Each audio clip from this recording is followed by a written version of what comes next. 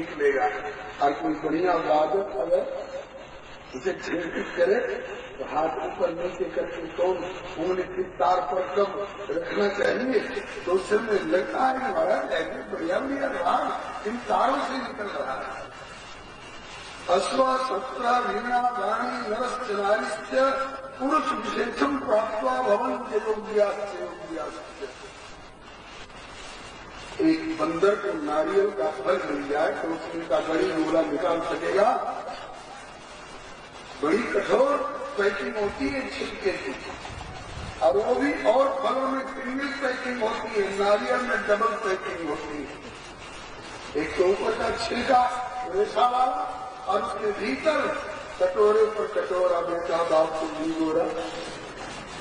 तो भूखे बंदर को नारियल का फल मिल भी जाए तो वो तोड़ नहीं सकता है, क्योंकि उसके दांत और नाखून नारियल तोड़ने लायक नहीं होते। जरूरत है कि कोई दयालु कठोर हथियार से वो काट करके फोड़ करके अमनिया करके और परोस दे।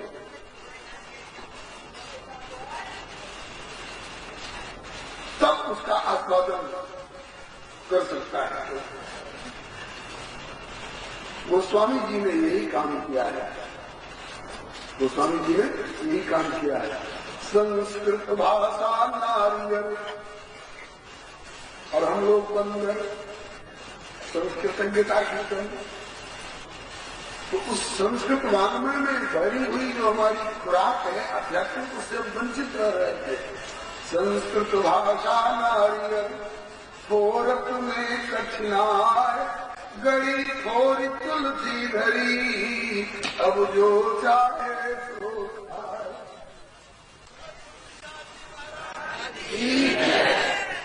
अच्छा। मान लीजिए नारियल तोड़ करके उसका गड़ी गोला परोस भी दे तो भी गड़ी का गोला इतना कठोर होता है कि बिना दांत वाले लोग, चाहे बच्चे हों चाहे बूढ़े हों, नहीं आस्वादन कर सकते। और दया लगी तो फिर क्या किया, बोले जैसे कद्दूकस पर जो कसते हैं ऐसे खराब की एक मशीन होती है नारियल गोला को खराबने वाली। बोले गोला गड़ी खराब के अरवा में खोआ खान मिलाए, गड़ी पाक करके गए तो बेदंती हूँ खाए। बोलो वृंदावन। ऐसे ही भगवान नारायण से ब्रह्मा जी को, ब्रह्मा जी से नारद जी को, और नारद जी से वेदव्यास जी को जब तक प्राप्त रहा तब तक वो पैकिंग में बंद 4 श्लोक में ये रस सीमित था। और श्री वेदव्यास जी के यहाँ आकर जब परिग्रहण हो गया तो समझिए कि उसमें खोआ और खांड मिल गया। खोआ खांड मिला करके गड़ी पाक करके गोला पाक करके लड्डू बना करके, और श्री सुखदेव जी ने तो बिल्कुल लाकर हम लोगों के आगे परोस दिया, परीक्षित जी को बहाना बना करके। ये बहुत बड़ा उपकार किया हम लोगों का। अब ऐसे पदार्थ को, ऐसे समास्वाद्य को, ऐसे रथ को हम क्यों छोड़े भाई, निरंतर पान करते रहो। इसलिए ताकि निगम कल्प सरोवर गलितम फलम सुख मुखादम तद्रो संयुतम श्रीमत भागवतम प्रसमालयम मुहुरहो रसिका गुण भाव का। अब आगे की कथा तीव्र गति से, तेज रफ्तार से लेके चलेंगे, क्योंकि इस रफ्तार से चलेंगे तो 10 दिन में हम लोग 10वें स्कंद तक भी शायद नहीं पहुंच पाएंगे। श्री हरे नमः। अब आगे श्लोक श्लोक के भाव नहीं, अध्याय अध्याय के जहाँ कहीं विशेष रूप से प्रेरणा होगी। दोनों शैली है कथा की। करुणाथ हरिचरित अनुपा व्यास समास स्वमति अनुरूपा। कहीं व्यास में विस्तार और समास हमें संक्षेप। जहाँ जैसी आवश्यकता होगी, जहाँ जैसी प्रेरणा होगी अब तेज रफ्तार से चलने वाली बात इसलिए आज 7 बजे से जो कथा प्रारंभ होने वाली थी 7:30 बजे से आधा घंटा कटौती हो गई और उधर पहले से 1 घंटा की कटौती हुई चुकी है। शाम वाली कथा 3 घंटा के बजाय 2 घंटा होती है ना। अगर 3 घंटा सवेरे होती 3 घंटा शाम को होती तो 6 घंटा मिल जाते। लेकिन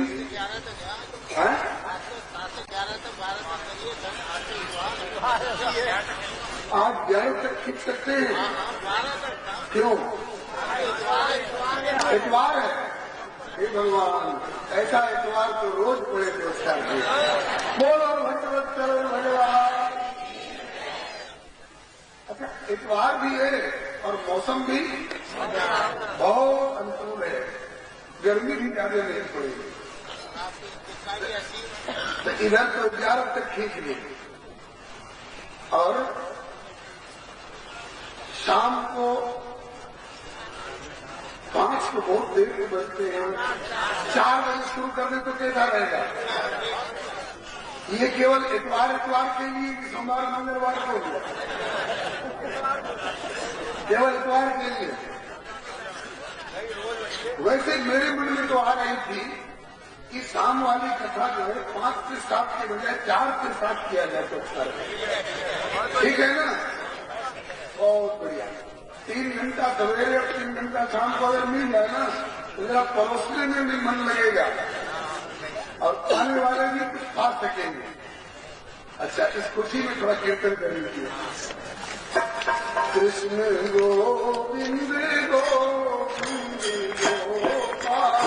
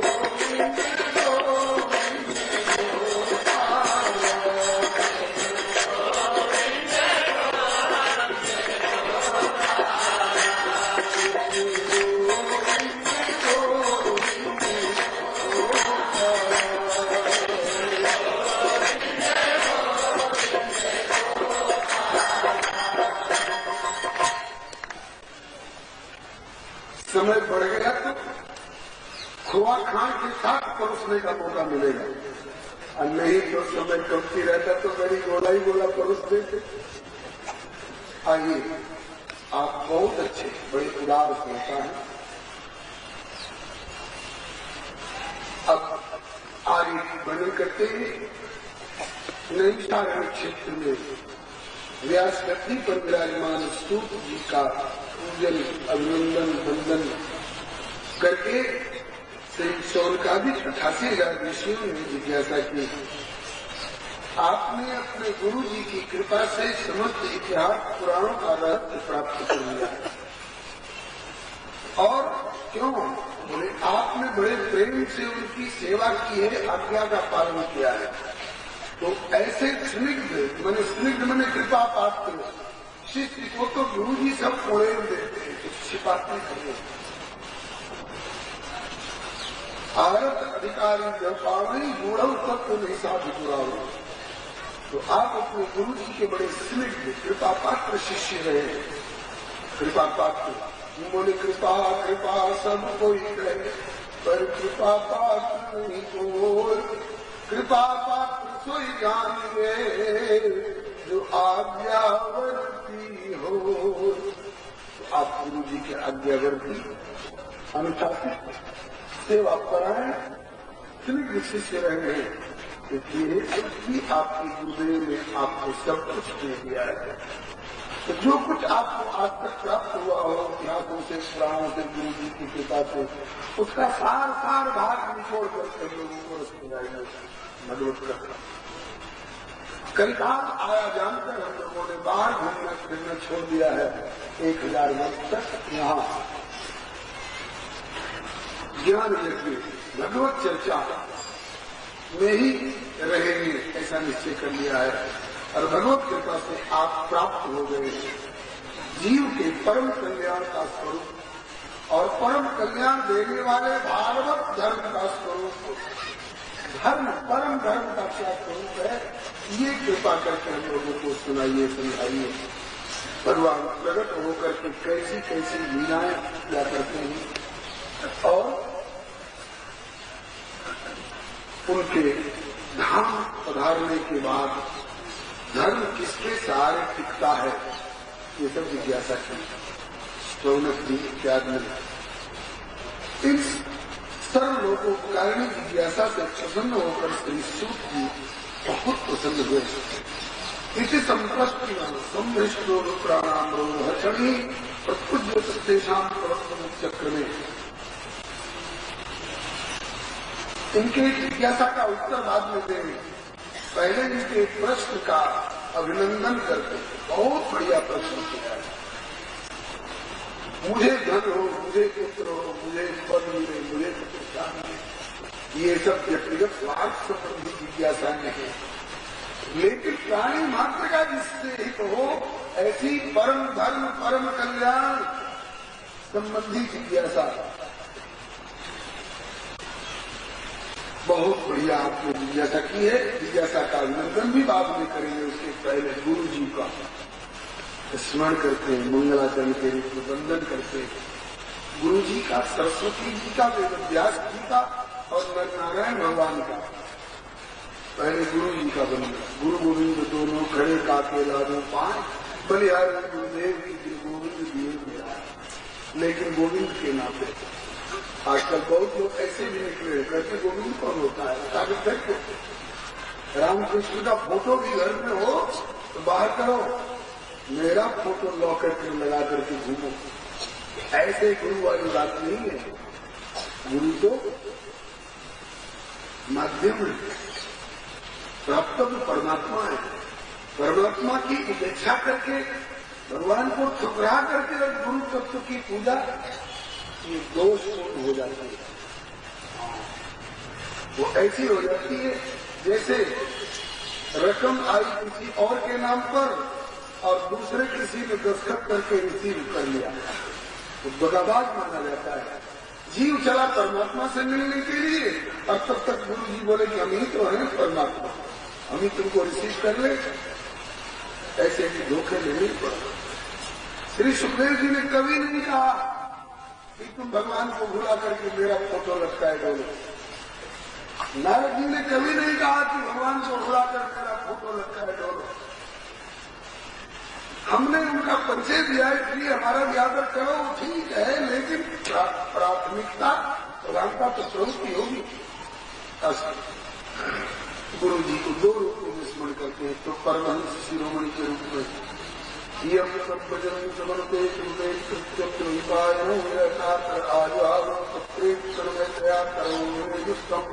सर्वभूतम मुनिमानतोस्मि। ये श्लोक परसों भी आया था महात्मा कथा में। हम उन श्री सुखदेव जी को नमस्कार करते हैं जो सर्वभूतांतरात्मा स्वरूप है। हर व्यक्ति की आत्मा में और अपनी आत्मा में कोई अंतर नहीं मानते। एक सुखदेव जी के बोलने से वृक्ष को हम करके बोलने लग जाते हैं। जो सुखदेव जी जन्म से ही ऐसे सहज ज्ञानवान सहज वैराग्यवान प्रकट हुए कि माँ के पेट से निकलते ही जंगल की ओर चल दिए। पीछे पीछे वेदव्यास की गिरह काता होकर के पुत्र पुत्र सुख सुख ऐसे कहते हुए डोले। श्री सुखदेव जी ने सुखोहम कह करके अभिनंदन किया और उस समय लौटे भी नहीं, व्यासी को अकेले लौटना पड़ा। ऐसे जो सर्वभूतांतरात्मा स्वरूप श्री सुखदेव जी हैं, उनके लिए हमारा आत्मन का सर्व भाव में नमस्कार करता है। दूसरे श्लोक में उन्हें गुरु रूप में स्मरण किया गया। यस्वानुभावखिल संसार अध्यात्मदीपमतीर्थाम तमोगम संसाराम कर्मया पुराणीयम संध्यात सोमुपया गुरु। इसका अर्थ विचार करने के लिए एक घटी घटना का सहारा ले लिया करता हूं और ज्यादा स्पष्ट हो जाता है। बक्सर में श्री सीताराम विवाह महोत्सव होता है प्रतिवर्ष। यहाँ से भी प्रेमी लोग जाते हैं अगहन के महीने में। आप भी सादर आमंत्रित हैं कि अनुकूलता जान पड़े तो पधारें। उत्सव चल रहा था, मंच से आनंद की झड़ी लग रही थी। रात्रि का समय था। एक 80-85 वर्ष के बूढ़े व्यक्ति को पेशाब की इच्छा हुई, पेशाब करने की। आंखों से कम सोचता था लेकिन थोड़ा सोचता था। आनंद के मारे आगे बैठ गए थे। करीब 10 से ज्यादा का समय 11 बज रहा होगा रात्रि में। प्रोग्राम 12-1-1:30 बजे तक चलता है।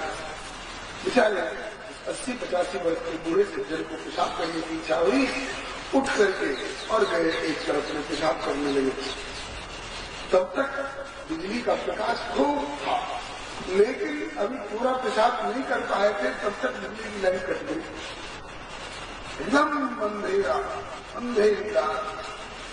अब वो उठ तो गए पेशाब करके लेकिन इसके बाद उनको समझ में नहीं आवे कि हमें किधर जाना है। फिर भी वो कदम बढ़ा रहे थे अंदाज पर, कटोल कटोल कर। खुरखुर की आवाज हो रही थी उनके पैरों की आहट। वहीं बगल के दरवाजे से मैं निकला, किसी काम से गया था। मुझे लगा कि कोई चल रहा है, किसी के चलने की आहट। कौन है, किधर जा रहा है, किसने? अचानक मेरे हाथ में टॉर्च थी। मैंने टॉर्च जलाई तो देखा कि 80-85 वर्ष के बूढ़े सज्जन उधर जा रहे हैं। जिधर 2 कदम और बढ़ा दें तो तालाब में गिरेंगे। ये घटना बता रहा था। 2 कदम और बढ़ जाए तो सीधे तालाब में गिरेंगे और कोई मदद करने वाला भी नहीं। सब लोग पंडाल में बैठे हुए। मेरे राम के हाथ का टॉर्च, उसका प्रकाश मुझको भी दिखाई पड़ गया और उस बाबा को भी दिखाई पड़ गया कि आगे तालाब है। मैंने ये आवाज की, बाबा आगे मत बढ़ना, आगे तालाब है। तो पीछे बच गए। अच्छा हुआ ना। ये केवल एक बूढ़े के जीवन की घटना नहीं, हम लोग उसी कगार पर नित्य कदम बढ़ाते जा रहे हैं। अपनी समझ से इनकलाब जिंदाबाद, जो हमसे टकराएगा दूर दूर हो जाएगा और इसके बाद वो चूर होगा कि हम चूर होंगे। कितने गाड़ी के डब्बे पलट जाएंगे, कितने लोगों की हत्या हो जाएगी, कितने लोग आत्मदाह कर लेंगे और कितने लोग आपस के टकराव में बैकवर्ड फॉरवर्ड बन करके मर जाएंगे। ऐसी ऐसी घटनाएं दिन रात होती रहती है। हम समझ रहे हैं कि हम सही दिशा में जा रहे हैं लेकिन माया के तमोगुण वाले अंधकार में अज्ञानवश हम ऐसी दिशा में कदम बढ़ाते जा रहे हैं। काम की ओर, क्रोध की ओर, मोह की ओर, लोभ की ओर, ईर्ष्या की ओर, द्वेष की ओर, अहंकार की ओर। और कहाँ गिरेंगे? भवकूप में गिरेंगे, भवसागर में गिरेंगे। बस गिरने ही वाले हैं। 2 कदम और बढ़े तो गिरने ही वाले हैं। तब तक टॉर्च से ही बढ़िया प्रकाश श्री सुखदेव जी अपने श्रीमद् भागवत का आलोक लेकर कहते हैं, बेटा गलत रास्ते में जा रहे हो, गिरने वाले हो, लौटो लौटो लौटो। ये तेरा रास्ता नहीं है, तेरा रास्ता ये। यही गुरु का काम है। यही इस श्लोक में कहा गया है, यह स्वानुभाव अखिल संसार समस्त श्रुतियों का जो सारतम भाग है उसको केवल वाणी में लेकर के नहीं, अपने अनुभव में लेकर के। और जिन्होंने एक अध्यात्म दीप, एक आलोक स्तंभ ऊपर से हवाई जहाज जो आते हैं तो उनको सही स्थान दिखाने के लिए कि ये एरोड्रोम है, वहां से एक लाइट हाउस अपना फोकस देता रहता है समुद्री जहाजों को भी। इसी तरह से बंधुओं, हम लोग भवसागर में न गिरने पाए, भवकूप में न गिरने पाए, गलत दिशा में कदम न बढ़ाने पाए, हमारी सही दिशा निर्देशन करने के लिए श्री सुखदेव जी ने ये भागवत रूपी आलोक स्तंभ दिया है। यह स्वानुभाव मतलब सार्वजनिकम अध्यात्म दीपम, इसके लिए वे अति शांत मूलम संसारिणाम करुणया पराजयम तम व्याप्याम गुरु मुनिनाम। अगर श्री सुखदेव जी ने यह आलोक हम लोगों को नहीं दिया होता तो हम लोगों में से अब तक कितने लोग न जाने कहाँ भटक के कौन कौन खाएंगे गिर पड़े होते बेचारे संभाल। ऐसे ही श्री गुरु स्वरूप श्री सुखदेव जी के लिए हमारा आसमन का कर्म तो भावी नमस्कार। श्री सूरदास जी ने भी गुरु वंदना में ऐसा कहा है, गुरु बिनु ऐसी कौन करे, माला तिलक मनोहर मान, लय सिर छत्र धरे, गुरु बिनु ऐसी कौन करे, भवसागर को बूढ़त राखे, दीपक हाथ में। कहाँ जा रहे बेटा, रहिए भवसागर को बूढ़त राखे, दीपक हाथ धरे, सूरदास गुरु ऐसो समरथ कि छिन्न ले उधरे, गुरु बिनु ऐसी कौन करे। एक और बात प्यारा पद है गुरु वंदना का, भरोसो दृढ़ इन चरण के, गुरु जी चरणों क्यों दिखाता है तो, श्री बल्लभ नख चंद्र छटा बिनु, सब जग माही अंधेरो, भरोसो दृढ़ इन चरण केरो, साधन और नाही आकल में, जासो सूर कहा कहे त्रिविध आंधरो, बिना मोल को चेरो। और लोग तो भीतर वाली आंखों से अंधे रहते होंगे, हे प्रभु मैं तो भीतर और बाहर दोनों आंखों से अंधा हूँ, मैं तो कब किस स्थान में गिर पड़ू को ठिकाना नहीं। लेकिन हे श्री वल्लभाचार्य महाप्रभु जी, हे श्री सतगुरुदेव, आपने जो आलोक हमको दिया है अपने बच्चों के द्वारा, तो हमारे लिए बहुत बड़ा सहारा हो गया है। नहीं तो बोले कि साधन नहीं और या जासो हो, सूर का कहे आंधरो, बिना मोल को चेरो, भरोसो दृढ़ इन चरण केरो। आज श्री सूत जी सोनक जी की जिज्ञासा पर कथा प्रारंभ करने के पहले गुरुदेव का दर्शन करते, आपकी कृपा से जो कुछ मिला है वही मैं परोस सकूंगा। इसके बाद नारायण नमस्कृत्य नरम चैव नरोत्तमं देवीं सरस्वतीं व्यासं ततो जयमुदीरये। नर नारायण भगवान नहीं तो सर्वप्रथम श्रीमद् भागवत हम लोगों को दी, परंपरा से हम लोगों को खा रही है। उन नर नारायण भगवान के लिए भी नमस्कार है। और नर नारायण भगवान के द्वारा दिए हुए को अगर वेदव्यास जी अपनी कलम से लिखबद्ध करके हमारे सामने नहीं प्रस्तुत करते तो फिर वो कहीं वायुमंडल में विलीन हो गया होता। लेकिन वेदव्यास जी ने भी यह बहुत बड़ा उपकार किया है, अपनी लेखनी से उनको लिपिबद्ध करके प्रस्तुत किया।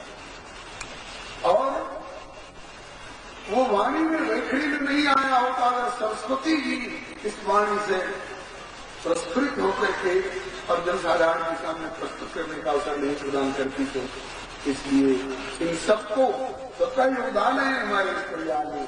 इसलिए नारायण भगवान, नर नारायण भगवान, वेदव्यास भगवान और श्री सरस्वती माता सबको प्रणाम करके, सबकी जय जयकार करके और अब प्रश्न के अभिनंदन की ओर बोलिए श्री नर नारायण भगवान की आज फिर देने को मिल जा रही है। बरसा पड़ने से थोड़ी ठंडे कर रहे हैं मालूम। श्री नर नारायण भगवान की श्री वेदव्यास भगवान की श्री सुखदेव जी महाराज की श्री सरस्वती माता की श्री गौरी शंकर भगवान की श्री हनुमंत लाल की श्रीमद् भागवत महापुराण की श्री सर्वसंत विष्णु भगवान की। इसके बाद अब श्री सूत जी कहते हैं मुनय साधु कृष्ण हे मुनियों, आपने बहुत साधु मिले बिगड़ता हुआ काम बना देने वाला, साध देने वाला, सराहनीय प्रशंसनीय जिज्ञासा की है। यज्ञता कृष्ण प्रश्न आत्मा से प्रसिद्धि। आपका प्रश्न कैसा है? मुनय साधु कृष्ण भौतिक लोक मंगलम, किसी खास जाति का, किसी खास समुदाय का, किसी खास परिवार का कल्याण करने वाला बोले नहीं, लोक मंगल, लोकांतर का मंगल करने वाला। ऐसे ही पार्वती जी की जिज्ञासा पर भगवान भोलेनाथ ने भी साधुवाद दिया था। धन धन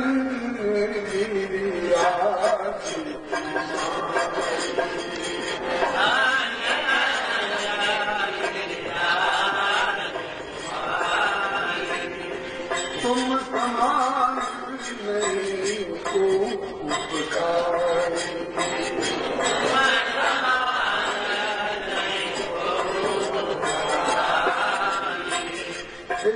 तुम्हारी धनी हो, तुम्हारी समान उपकारी कौन हो? क्या उपकार कर दिया? वरना बोले पूछे हो रघुपति कथा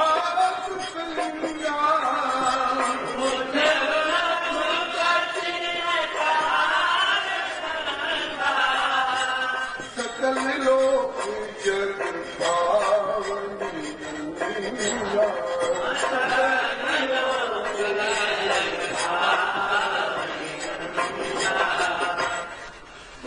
लोक मंगलम, सकल लोक जग पावनी गंगा, ऐसा प्रश्न किया है। अब इस प्रश्न के उत्तर में जो कथा की धारा बहेगी, जैसे गंगा जी गंगोत्तरी से लेकर बंगाल की खाड़ी तक अनंत प्राणियों का कल्याण करती है। सतयुग त्रेता द्वापर से लेकर के कलिकाल पर्यंत के प्राणियों का कल्याण करती आई। इसी तरह से जो कथा की धारा बनेगी, इससे बहुत प्राणियों का कल्याण होगा, लोकांतर के प्राणियों का कल्याण होगा। अब आपकी जो जिज्ञासा है, प्राणियों का परम कल्याण देने वाला परम धर्म क्या है? बोले सवई पुंसाम परो धर्मो यतो भक्ति रधोक्षरे आयतुभ्य प्रतिहता ये आत्मा संप्रसिद्धति।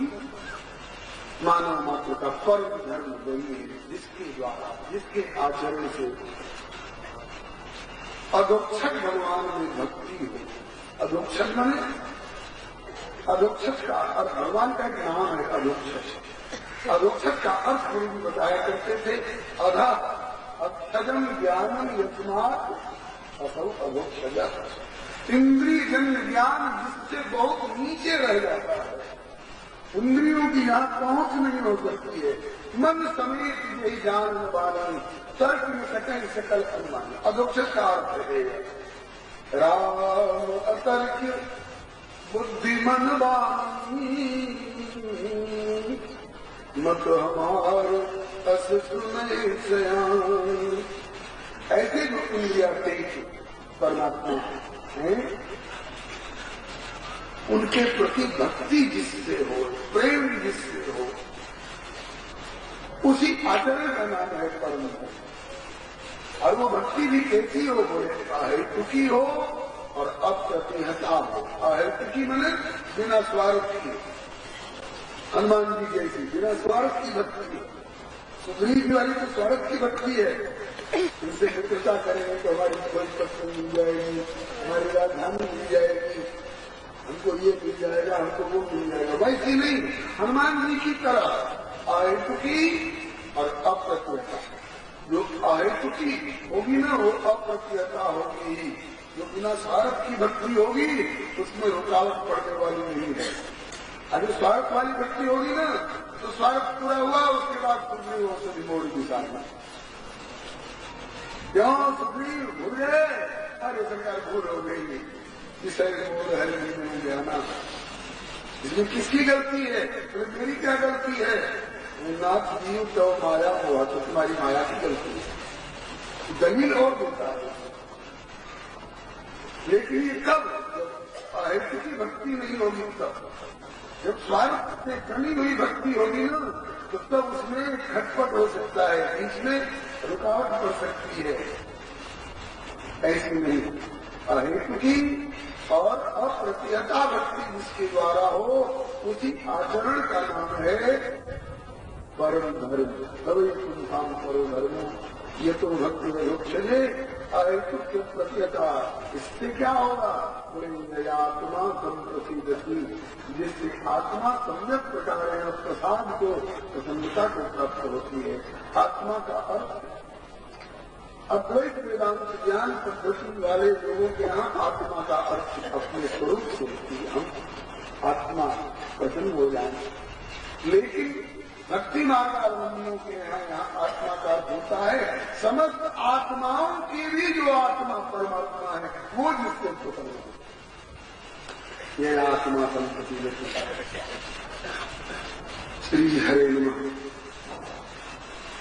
तो फिर ऐसे भक्ति करने से क्या लाभ होगा? भक्ति करने से क्या होगा? बोले वासुदेव भगवती भक्ति होगा प्रयोजित ज्ञान से कम।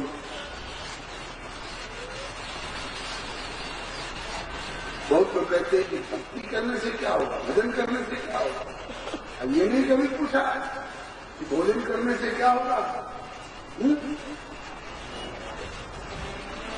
भोजन कर तीन तीन बेरिया मिस्त्री दूध मलैया, भोजन कर तीन तीन बेरिया मिस्त्री दूध मलैया। और राम भजन में क्यों अलसाते, राम भजन में क्यों अलसाते। पुन पुन लेते जुड़िया भजोरे पुण्य देव के, पुन पुन लेते जुड़िया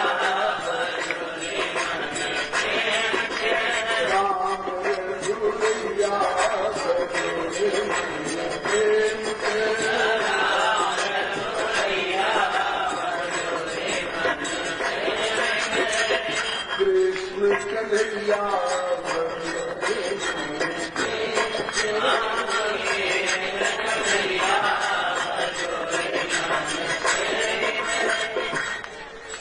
भजन करने से क्या होता है? बोले भोजन करने से क्या होता है? जो भोजन करने से होता है वही भजन करने से होता है। क्या होता है? बोले भोजन करने से तुष्टि पुष्टि और छुपाया। बढ़िया स्वादिष्ट भोजन हो तो बड़ा संतोष, बहुत दिन के बाद आज इतना बढ़िया भोजन मिला। तुष्टि और पुष्टि, भोजन की में कमजोरी, कदम डगमगा रहे थे, भोजन मिलने लगा, बोले कि अब तो कमजोरी दूर हो गई। तो तुष्टि भी मिली और पुष्टि भी मिली और क्षुधा की निवृत्ति भी मिली। ये क्षुधा बहुत परेशान करती है, क्षुधा मन भूख बहुत परेशान करती है। कबीर बाबा कहते हैं कि संध्या समय जारू करा कर विदा कर देना, संध्या समय विदा कर देना, फिर प्रातः यान खड़ी कह कबीर सुनो भाई साहब मौत से भूख बड़ी। ये क्षुधा बताती रहती है। ऐसा आगे भागते क्षुण्ण तब शांति में करते रहता भगवान के पास बाल बाल बोलते भगवान कृष्ण बहुत परेशान करती है। तो भोजन करने से पुष्टि, पुष्टि और क्षुधा निवृत्ति 3 काम होते हैं। इसी तरह से भजन करने से, भगवान की भक्ति करने से, संसारिक पदार्थों से, विपरीत पदार्थों से, पतन की ओर ले जाने वाले पदार्थों से वैराग्य होता है और अपने और प्रभु के स्वरूप का ज्ञान होता है और भगवान के चरणों में प्रेम होता है। ये 3 काम होते हैं। लक्ष्य हमारा भगवान की भक्ति ही है। लेकिन बहुत लोग कहते हैं, अरे यार ये तो क्या रखा है, दिखावा में क्या रखा है, work is worship, work is worship, कर्म ही पूजा है। वो भी ठीक है, लेकिन पूजा के भाव से वो सब तो अग्नि कुंड में गुड़ डालोगे, तिल डालोगे, जो डालोगे, घी डालोगे तो हवन होगा, और उसमें प्याज और लहसुन और अंडा और मुर्गी डाल दोगे तो भी वर्षिप हो जाएगा। वो वर्षिप नहीं होगा। आपका हर वर्ष वर्षिप हो सकता है, आपकी हर क्रिया उपासना हो सकती है, लेकिन वासना शून्य हो तब, विधि पूर्वक हो तब, सही ढंग से हो तब। बहुत लोग ऐसा कहते हैं, दिखावा में क्या रखा है, मन चंगा तो कठौती नहीं, रात भर ताश खेलेंगे, जुआ खेलेंगे तो उनका चंगा मन नहीं बिगड़ता और कहा जाएगा कथा हो रही है, चलो सबने क्या रखा है, मन चंगा तो कठौती नहीं। घर में पूजन हो रहा है भगवान का, आज पूर्णिमा है, चलो 2 फूल चढ़ा कर आए, दिखावा में क्या रखा है, वर्ष की वर्षित कर्म ही पूजा है। तो ऐसे लोगों के लिए श्री सूत भी कह रहे हैं कि धर्मनुष्ठिता पुंसाम विश्वत्सेन तथा नोपारे गति श्रम एवं केवलम।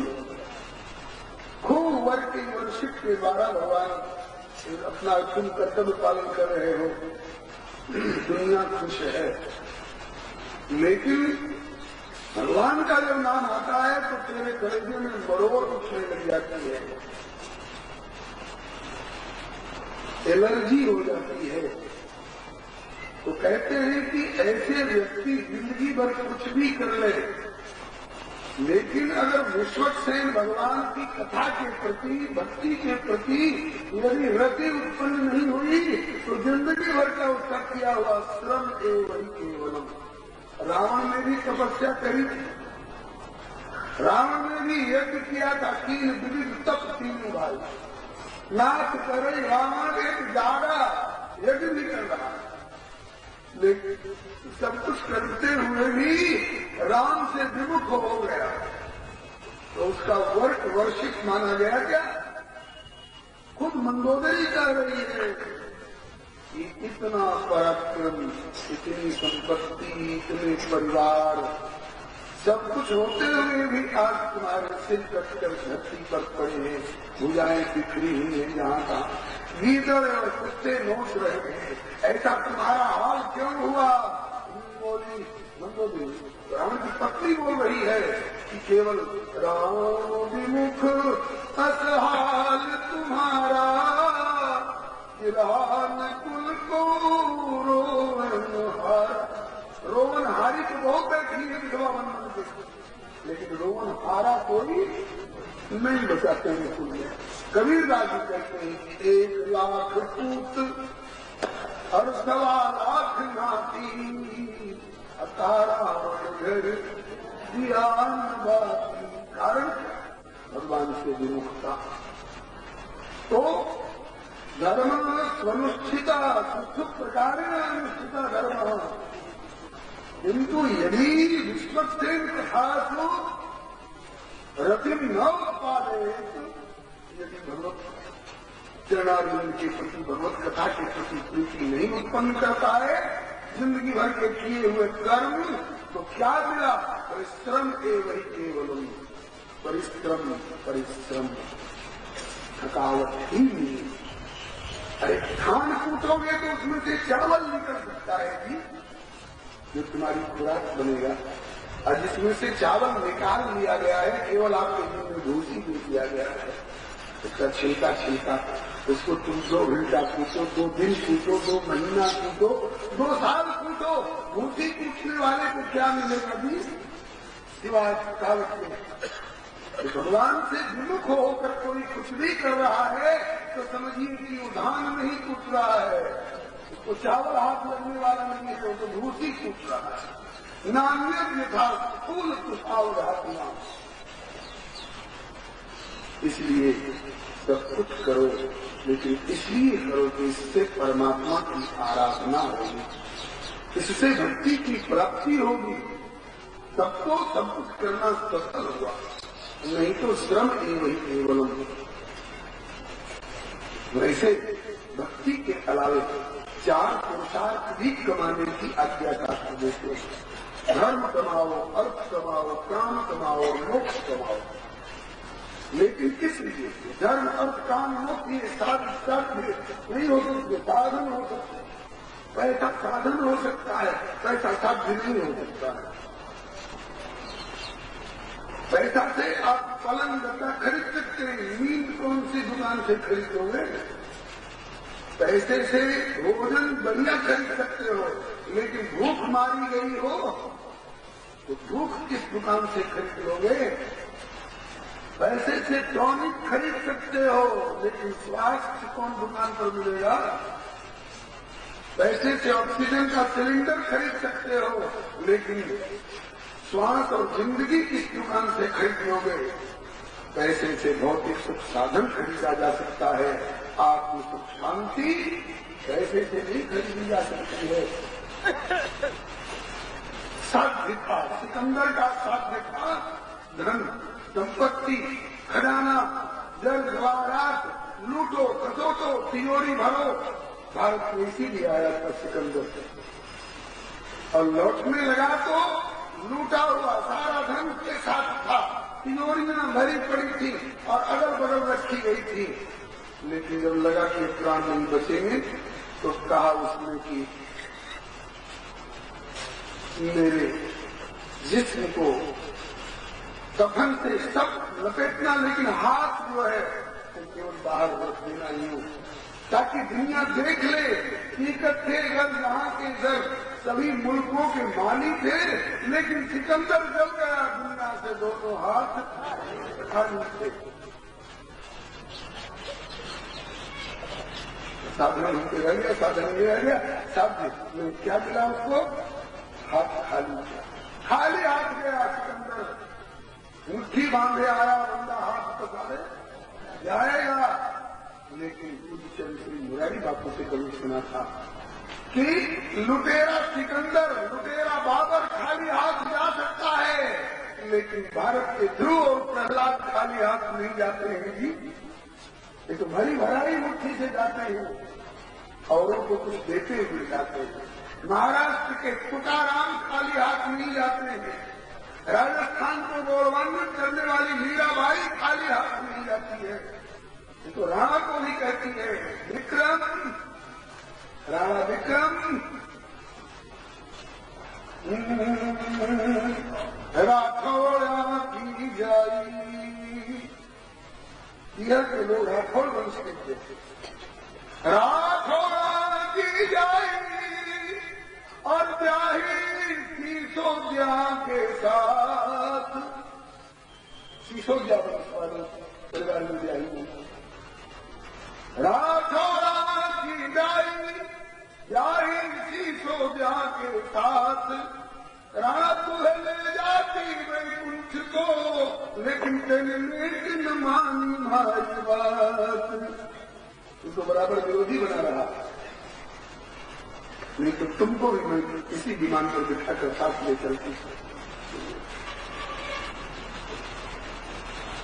भारत के ये भक्तों संतों खाली हाथ नहीं जाते जी, अफसोस करते हुए नहीं जाते हैं, औरों को आशीर्वाद देके जाते हैं, और उनको दे करके जाते हैं, आसमान में भरे भराए जाते हैं।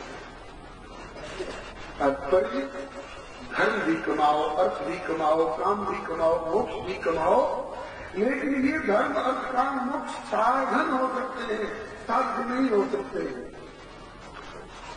अब कौन साधन किस काम के लिए है, इसका यहाँ पर एक दिग्दर्शन कराया गया है। धर्मस्य यापवर्ग्यस्य नार्थोर्थायोपकल्पते नार्थस्य धर्मैकान्तस्य कामो लाभाय स्मृतः कामस्त्रिन्द्रिय प्रीतिर्लाभो विवेकजालता जीवस्य तत्त्व जिज्ञासा नार्थो यस्य कर्मभिः जीवस्य तत्त्व जिज्ञासा नार्थो यस्य कर्मभिः। मोक्ष कमाओ कौन चीज के द्वारा? धर्म के द्वारा। मोक्ष कमाओ धर्म के द्वारा, लेकिन मोक्ष किस लिए? मोक्ष माने छुटकारा, रिटायरमेंट। कौन चीज से? दुनियादारी से। दुनियादारी से मोक्ष हुआ, छुटकारा मिला। किस लिए? हनुमान की तरह प्रभु की सेवा में लगने के लिए, भगवान की भक्ति प्राप्त करने के लिए। जटायु जी ने जटायु शरीर का परित्याग किया, चतुर्भुज रूप मिला। ये नहीं कहा कि हमने भगवान हो गया। अविरल भक्ति मान करो, वहां भी चल के आपकी भक्ति करें, सब की है हरिनाम। मोक्ष भगवत सेवा में विनियोग करने के लिए, और धर्म मोक्ष में विनियोग करने के लिए, और अर्थ धर्म में विनियोग करने के लिए, और काम किस लिए? कामनाओं की पूर्ति। काम माने कामनाओं की पूर्ति। भूख लगे तो भोजन, प्यास लगे तो पानी, छठ लगे तो कपड़ा, वंश वृद्धि चाहिए तो पत्नी इत्यादि। ये सब काम में आता है। अपने जीवन की अनिवार्य आवश्यकताओं की पूर्ति काम में आता है। ये भी आवश्यक है, लेकिन किस लिए? कामस्थ इंद्रिय प्रीति। काम केवल इंद्रियों को तृप्त करने के लिए ही नहीं, बल्कि लाभो जीवित यावता, हम जीवित रहे इसके लिए, बरकरार रहे इसके लिए। जीवन किस लिए? बलिहारी। यही आकर लोग फिसल जाते हैं। हर व्यक्ति जीवन में कुछ न कुछ करते दिखाई पड़ते हैं। कोई खेती करता है, कोई नौकरी करता है, कोई व्यापार करता है, कोई शादी ब्याह करता है, कोई पठन पाठन करता है, जो भी कुछ करता है। क्या करते हो? तो धंधा करते हैं। किस लिए? कुछ कमाने के लिए। कमाना किस लिए? कोई खाने के लिए, कुछ खाने के लिए, तो सब कहेंगे जीने के लिए। और अब पूछिए कि जीना किस लिए? यही पर फिसल जाते हैं। एक मच्छर से पूछिए कि किस लिए जीते हो? तो किसी का खून पीते पीते एक टमाटर लग गया तुम मरने के लिए। इसके अलावा दूसरा कोई उत्तर नहीं है हमारे मच्छर के पास। ऐसा ही है मनुष्य होकर के यही जीवन हम भी जिए। एक मच्छर के जीवन में और मानव के जीवन में क्या अंतर है? क्या करते हो? कमाते हैं किस लिए? खाने के लिए। खाना किस लिए? जीने के लिए। जीना किस लिए? लक्ष्यहीन अभागा है या मरने के लिए। दूसरा कोई उत्तर नहीं हो सकता। और हनुमान जी से पूछिए, हनुमान तुम भी जीते हो? बोले नहीं जीते। किस लिए जीते हो? बोले प्रभु की सेवा के लिए, भगवत तत्व के जिज्ञासा के लिए। इंद्रिय प्रीति लाभों की जालता और जीवन तत्व जिज्ञासा नाटो करने, केवल कमाने और बटोरने के लिए जीवन नहीं, मच्छर की मौत मरने के लिए जीवन नहीं। जीवन के लिए बोले उस परम तत्व की जिज्ञासा के लिए। हम कौन हैं? हमारा कौन है? हम और हम आत्मा, हमारा परमात्मा, इन दोनों के बीच में पर्दा कौन सा पड़ा हुआ है? वो पर्दा कैसे हटेगा? और पर्दा हटेगा तो प्यारे से हम कैसे मिलेंगे? तो पूछ रहे कि क्या चाहिए? तो क्या कुंभकर्ण की तरह 6 महीने की नींद मांगे कि भस्मासुर की तरह किसी को भस्म कर देने की प्रक्रिया मांगे? क्या मांगे? ये सब नहीं। इसलिए जीना बोले हनुमान जी की तरफ। हनुमान जी से पूछो इसलिए जीते हैं तो परम तत्व की जिज्ञासा के लिए और परम तत्व परमात्मा की सेवा करके उनकी प्रसन्नता के लिए। वो परम तत्व क्या है? उस परम तत्व के लिए अगले श्लोक में बताते हैं, वदन तत्व ब्रह्मेति परमात्मेति भगवान इति शब्दते। उसी परम तत्व को कोई ब्रह्म, कोई परमात्मा, कोई भगवान ऐसा करते संबोधन करते हैं। वेदांती लोग ब्रह्म कहते हैं, योगी लोग परमात्मा कहते हैं और भक्त लोग उसी को भगवान कहते हैं।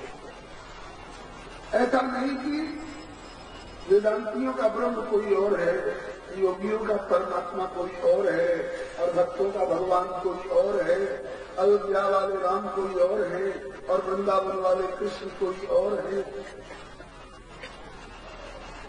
हिंदुओं के सूर्य कोई और है, मुसलमानों के आफताब कोई और है और अंग्रेजों के संत कोई और है। नहीं, उस एक ही परम तत्व के अलग अलग अनेकों भाषा शैली जिनका अनेकों नाम होते हैं, वह एक ही है। अपनी भाषा में जिस नाम से उसको संबोधन कर लो, उसका कुछ नाम भी तो होगा। बोले हाँ, अनेक नाम है, इनके नाम अनेक अनुपा, मैं मिट कर भ्रमत रूपा। तो उनके अनेक नामों में से एक नाम यहाँ बताया गया है वासुदेव।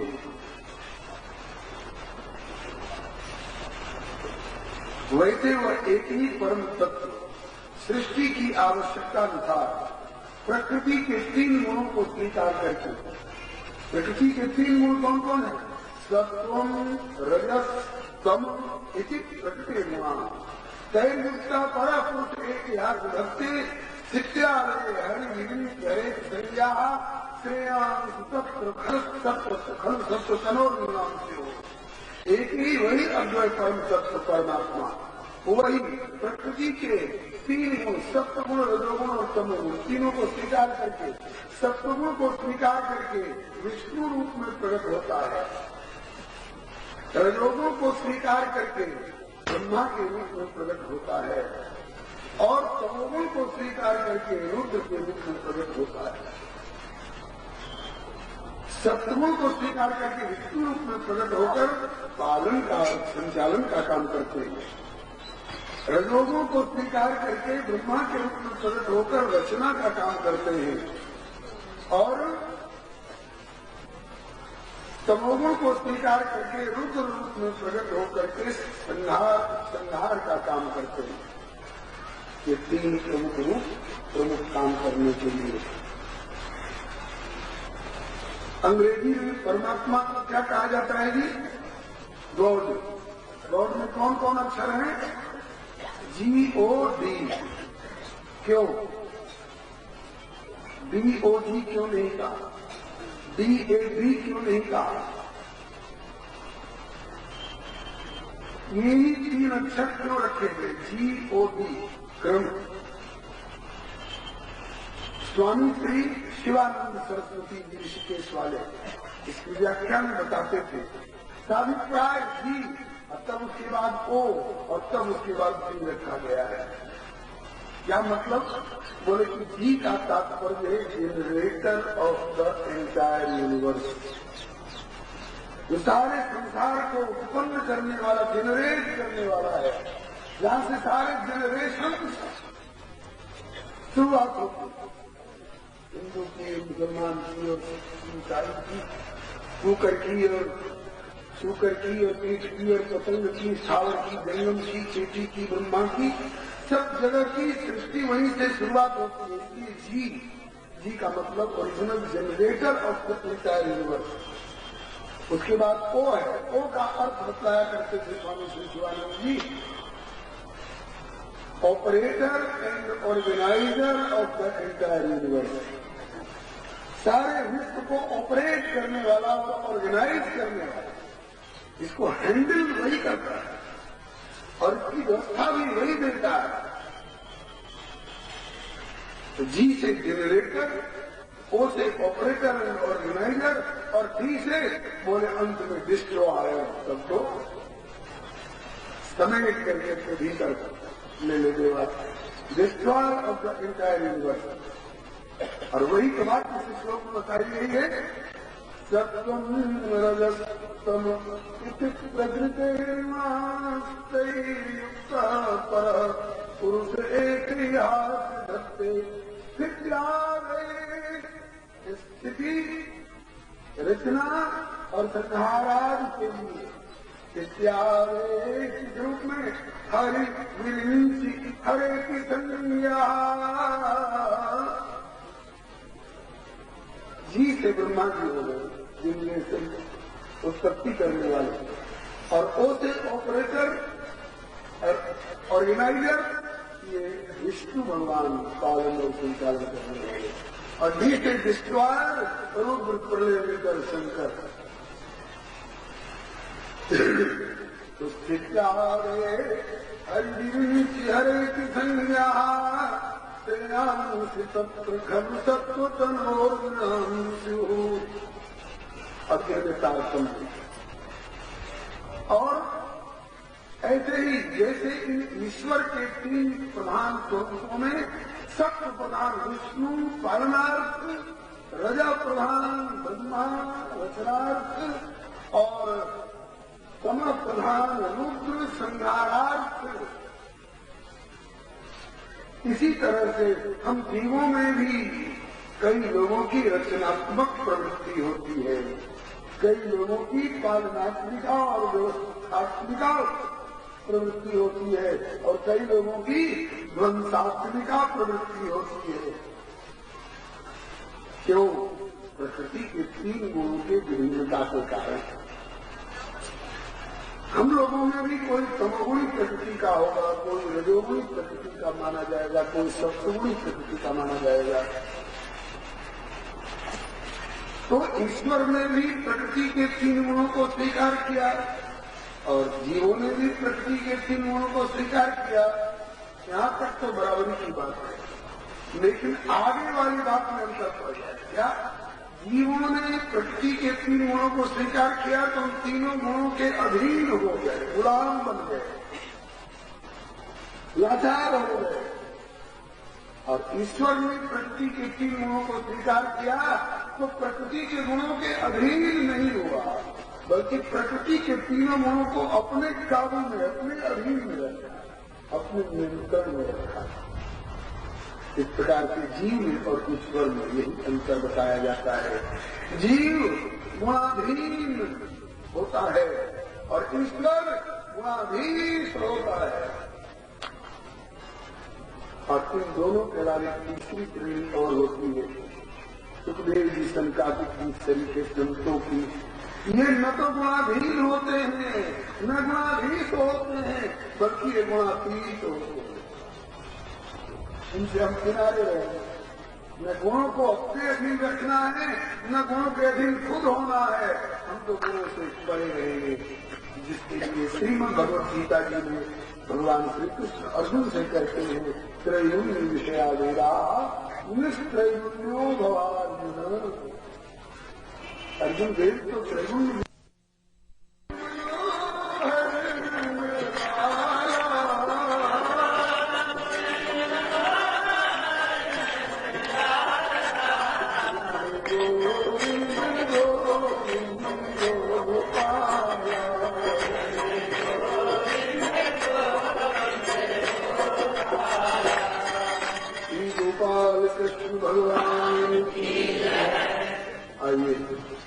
निवेदन कर रहे थे। एक ही परमात्मा 3 रूपों में प्रकट होकर 3 तरह के काम संभाल रहे हैं, और ऐसे ही जीवों में भी प्रकृति के 3 गुणों को स्वीकार करके कोई तमोगुणी, कोई रजोगुणी, कोई सत्वगुणी प्रकृति वाला हो जाता है।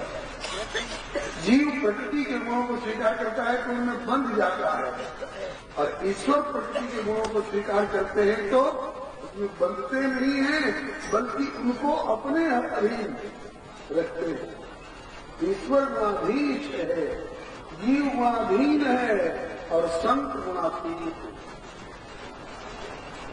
अब जैसे जैसे जीव की प्रकृति होती है, वैसे वैसे इस स्वरूप का चयन करते हैं अपनी आराधना के लिए। तमोगुणी प्रकृति वाले लोग खोज करेंगे कि मेरे झांसी में डला हुआ देवता कौन है। गांजा वो पीने वाले लोग खोजेंगे ऐसा कोई देवता मिल जाए कि बस उसी का नाम ले ले करके हम उसको भी गांजा पिलाया करे और सभी गांजा पीते। तमोगुणी प्रकृति वाले तमोगुणी देवी देवता की खोज करेंगे, रजोगुणी प्रकृति वाले रजोगुणी देवी देवता की खोज करेंगे और सप्तगुणी प्रकृति वाले लोग सप्तगुणी देवी देवता की खोज करेंगे। लेकिन जो गुणातीत है वो तो गुणातीत परमात्मा की आराधना करते हैं। इन तीनों में तारतम्य है। रसोई बनानी हो, हवन करना हो तो लकड़ी से श्रेष्ठ धुआं, धुआं से श्रेष्ठ चिंगारी और चिंगारी से भी श्रेष्ठ निर्धूम प्रज्वलित धधकती भट्टी की आग। ऐसे ही तमोगुण से श्रेष्ठ रजोगुण, रजोगुण से श्रेष्ठ सप्तगुण और सप्तगुण से भी श्रेष्ठ गुणातीत स्थिति। एक बात बता दूं, कई माताएं न्यू व्यासपति की ओर पांव फैला करके देखिए।